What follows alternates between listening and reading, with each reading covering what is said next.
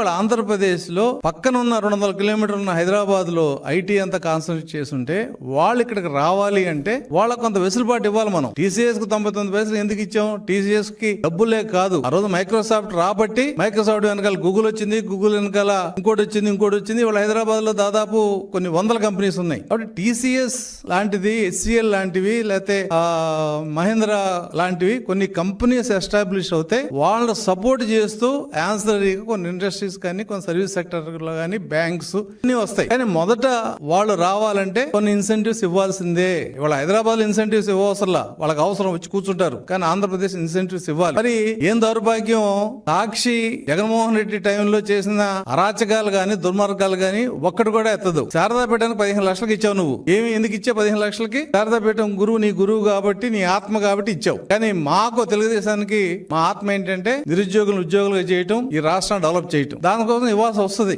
అందుకే టీసీఎస్ 99 పైసలకి ఇచ్చింది.